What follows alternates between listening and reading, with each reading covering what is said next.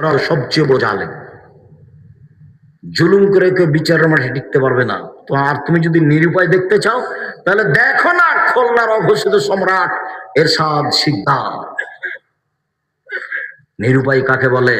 নিরুপায় নেমে আসলে রক্ষা হয় না। রাতে রাতে দেশ দখল করতে পারেন প্রেসিডেন্ট সাদ্দাম। নিরুপায় নিরুপায় নেমে আসে মানুষের জীবনে। শোনো, খবরদার মাঠে যায় না। তোমরা মানুষের বদনাম করো না।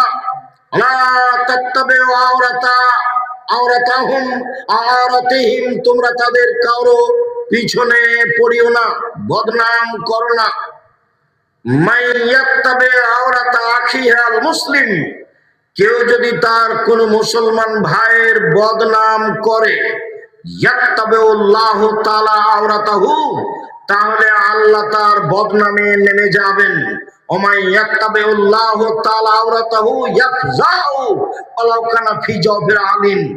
আল্লাহ যার পিছনে লেগেছে তাকে আল্লাহ অপমান করেই ছাড়বেন। ও যদি তার বাহনের পেটের মধ্যে ঢুকে যায়, মানে মানুষের বদনাম করার পরে যদি পৃথিবীর যে কোনো জায়গাতে যান না কেন, আপনাকে আল্লাহ অপমান করেই ছাড়বেন। আপনি যদি মানুষের বদনাম করেন তাহলে আপনার বদনাম কে করবে? আল্লাহ। এই কথাটা আপনাকে মনে রাখতে হবে। আর যদি আল্লাহ আপনার বদনামে লেগে যান তাহলে আপনার আর বাঁচার পথ নেই।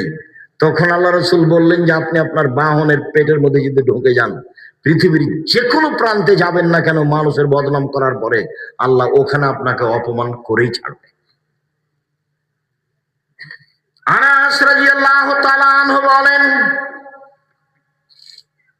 লাম্মা ওয়ারজা বি, আমার প্রতিপালক যখন আমাকে উপরে নিয়ে গেলেন, জিবরাইলের মাধ্যমে উপরে যাচ্ছি, হঠাৎ দেখি বেশ কিছু লোক, লাহুম আজফারু মিন নুহাস, তাদের হাতে রয়েছে বড় বড় নখ, এরকম লম্বা লম্বা নখ।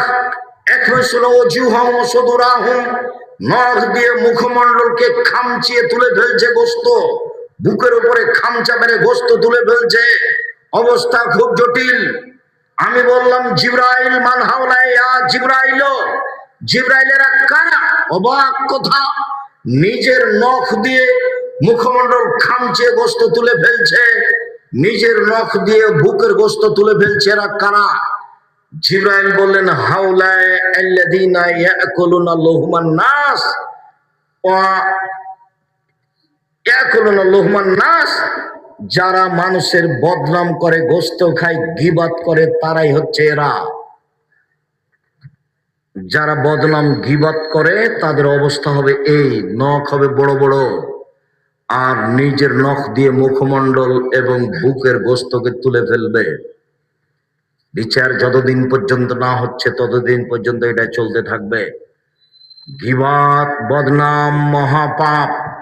সাহল ইবনে সাদ রাদিয়াল্লাহু তাআলা আনহু বলেন, রাসূল সাল্লাল্লাহু আলাইহি সাল্লাম বলেছেন, মাইয়াজমান লি মা বাইনা লাহিয়াহি ওয়া মা বাইনা রিজলাহি আজমাউল জান্নাহ। পৃথিবীর মানুষ শুনে রেখো, যে ব্যক্তি দুইটা জিনিসের জিম্মেদারি নিতে পারবে, আমি মুহাম্মদ সাল্লাল্লাহু আলাইহি সাল্লাম তাকে জান্নাতে নিয়ে যাওয়ার জন্য জিম্মেদারি নিলাম। এক, যে ব্যক্তি মুখে কাউরে বদনাম করবে না, আমি মুহাম্মদ সাল্লাল্লাহু আলাইহি সাল্লাম তাকে জান্নাতে নিয়ে যাব। কিভাবে নিয়ে যেতে হবে সেটা আমার ব্যাপার। দুই, যে ব্যক্তি জেনায় লিপ্ত হবে না, তাকে আমি জান্নাতে নিয়ে যাব। কিভাবে নিয়ে যেতে হবে সেটা আমার ব্যাপার। বুখারী মুসলিমের হাদিস। আল্লাহর নবী বললেন, পৃথিবীর মানুষ শুনে রেখো, যে ব্যক্তি দুইটা জিনিসের জিম্মেদারি নিতে পারবে, আমি তার জন্য জান্নাতের জিম্মেদারি নিলাম। এক, মুখ দিয়ে মানুষের বদনাম করবে না, আমি তাকে জান্নাতে নিয়ে যাওয়ার জিম্মেদারি নিলাম। দুই, জেনায় লিপ্ত হবে না, আমি তাকে জান্নাতে নিয়ে যাওয়ার জিম্মেদারি নিলাম। আবু হুরায়রা রাদিয়াল্লাহু তাআলা আনহু বলেন, রাসূল সাল্লাল্লাহু আলাইহি সাল্লামকে জিজ্ঞাসা করা হলো, আন আকসারে আইয়ুদখিলান নাসা নারা। আল্লাহ নবী বলেন তো মানুষকে বেশি বেশি জাহান্নামে দেয় কি? আল্লাহ রাসূল বলেন তো কিভাবে মানুষ বেশি বেশি জাহান্নামে যায়? তখন আল্লাহ রাসূল বলেন, আল ফারজ ওয়াল ফাম, মুখের মাধ্যমে মানুষ বেশি বেশি জাহান্নামে যাবে, আর জেনার মাধ্যমে মানুষ বেশি বেশি জাহান্নামে যাবে। জাহান্নামে যাওয়ার এই দুটা পথ, একটা হলো মুখ বদনাম গীবাত, আর একটা হলো জেনা। আবু হুরায়রা রাদিয়াল্লাহু, উবাদা বিন সামিত রাদিয়াল্লাহু তাআলা আনহু বলেন, রাসূল সাল্লাল্লাহু আলাইহি ওয়াসাল্লাম বলেছেন, পৃথিবীর মানুষ ইজমানুল সিত্তান মিন আনফুসিকুম আজমলাকুম জান্নাহ, তোমরা 6টা জিনিস মেনে নেওয়ার জিম্মেদারি নাও। পৃথিবীর মানুষ, তোমরা 6টা জিনিস করার জিম্মেদারি নাও। আমি মুহাম্মদ সাল্লাল্লাহু আলাইহি ওয়াসাল্লাম তোমাকে জান্নাতে নিয়ে যাওয়ার জন্য জিম্মেদারি নিলাম। এক, উসদুকু ইযা হাদাসতুম, কথা বললে সত্য কথা বলো। এখন মিথ্যা বললে ও হলো বুদ্ধিমান, মিথ্যা বললে ও হলো বুদ্ধিমান না। বুদ্ধিমান শব্দ সবার উপরে ব্যবহার হবে না, ও হলো ধূর্ত, ও হলো চালাক, ও হলো বদ, ও হলো শয়তান। ও মিথ্যা বলে পার হয়ে গেছে, ও ভালো নয়, ও বুদ্ধিমান নয়। এক, কথা বললে সত্য বলো। কিভাবে জান্নাতে নিয়ে যেতে হয় সেটা আমি দেখব। দুই, আউফে যাওয়াতুম, মানুষের সাথে ওয়াদা করলে পূর্ণ করো, ওয়াদা খেলাপ করো না। মুনাফিকের লক্ষণ হচ্ছে ওয়াদা খেলাপ করা। ওয়াদা করলে পূর্ণ করো, জান্নাতে নিয়ে যাওয়ার জন্য জিম্মেদারি আমি নিলাম। ওয়া আদু যাউতুমিনতুম, আমানত রাখা হলে সময়ে তা দিয়ে দাও। বিপদে পড়েছে মসজিদের সভাপতি, বিপদে পড়েছেন মাদ্রাসার সভাপতি, বিপদে পড়েছেন হেড মাওলানা, হেডমাস্টার, প্রিন্সিপাল, ভাইস চ্যান্সেলর, বিপদে পড়েছেন জেল সুপার, বিপদে পড়েছেন চেয়ারম্যান, মেম্বার, এমপি, মন্ত্রী। তারা বুঝতে পারেনি 10-এর পয়সা কত ভয়াবহ পয়সা। একটু টান দেন। আত্মসাৎ, আব্দুর রাজ্জাক বিন ইউসুফ, দেখেন চলে আসবে একবারে সব ধারাবাহিক ভাবে হাদিস।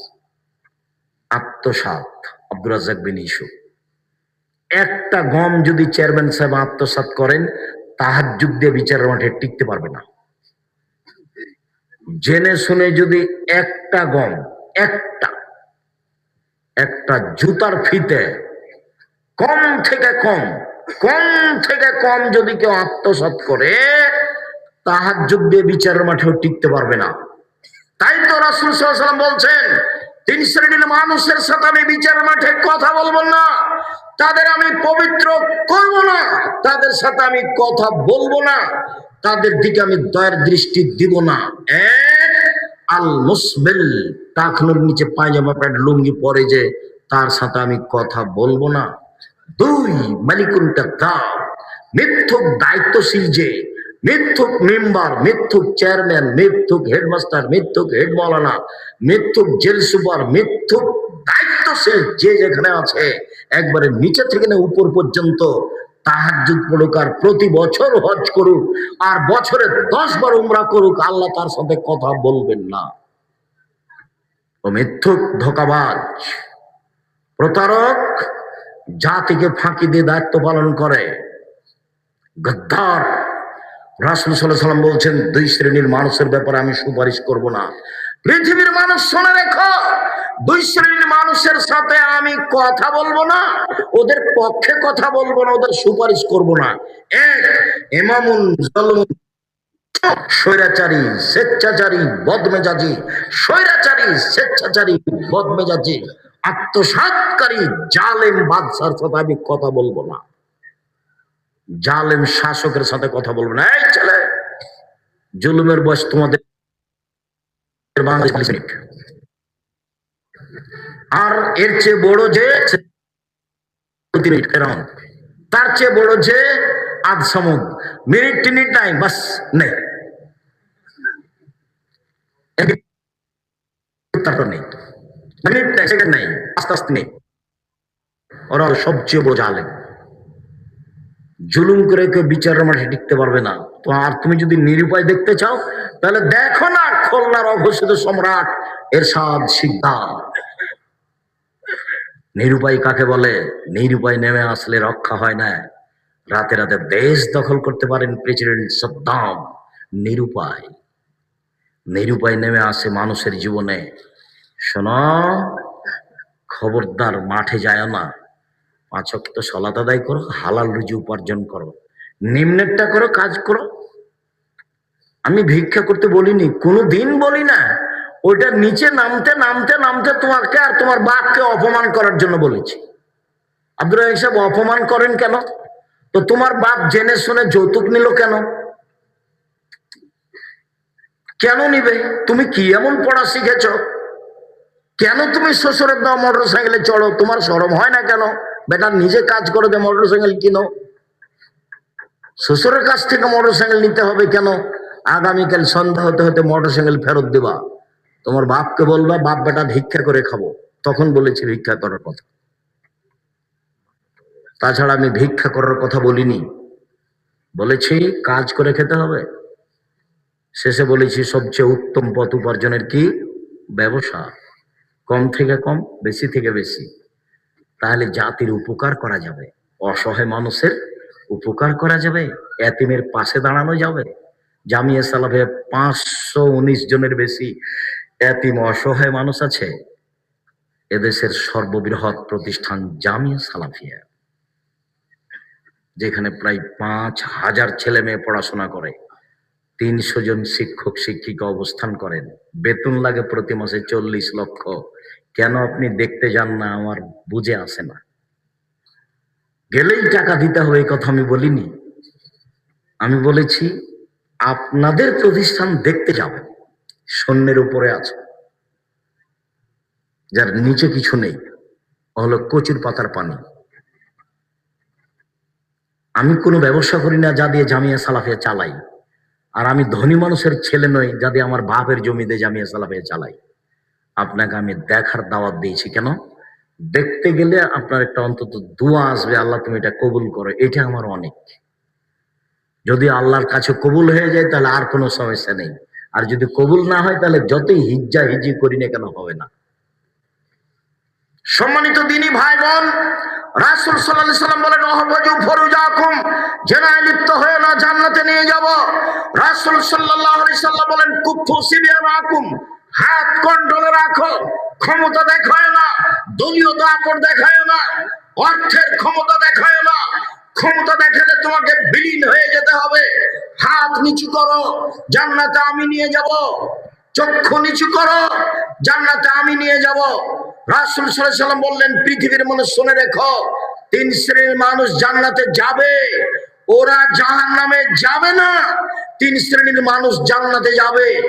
এক, বাকাত মিন খাশিয়াতিল্লাহ, আল্লাহর ভয়ে কাঁদে যে সে জান্নাতে যাবে। আল্লাহর ভয়ে কাঁদে যে সে জান্নাতে যাবে। রাসূল সাল্লাল্লাহু আলাইহি সাল্লাম বলেন গাভীর বাট ওলান, আপনারা বুঝেন, গাভীর বাট বান ওলান থেকে চাপ দিয়ে দুধ বের করে ভিতরে ঢোকানো যায় না, যেমন এইটা যেমন অসম্ভব, আল্লাহর ভয়ে কাঁদে যে তার জাহান্নামে যাওয়া তেমনি অসম্ভব। আমি নিজে কথা বলিনি, এই কথা মুহাম্মদ সাল্লাল্লাহু আলাইহি সাল্লাম বলেন। অতএব সময় করে কেঁদে সব কথা আল্লাহকে বলতে হবে, তাহলে আল্লাহ সহজে শুনবেন। পৃথিবীর মানুষ আল্লাহ রাস্তায় পাহারা দেয় যে, মাদ্রাসা লাইনে পড়াশোনা করে যে, সে জাহান্নামে যাবে না, জাহান্নাম দেখবে না। 3, বেগানা নারীকে দেখে চক্ষু নিচু করে যে সে জান্নাতে যাবে, জাহান্নামে যাবে না। অপর নারীকে দেখে চক্ষু নিচু করে যে সে জান্নাতে যাবে, জাহান্নামে যাবে না। বাজার পূর্ণ হয়েছে আপনার স্ত্রী দিয়ে, আপনার বোন দিয়ে, ও বাজারে যাবে কেন? ফ্যাশন বোরকা পরে বাজারে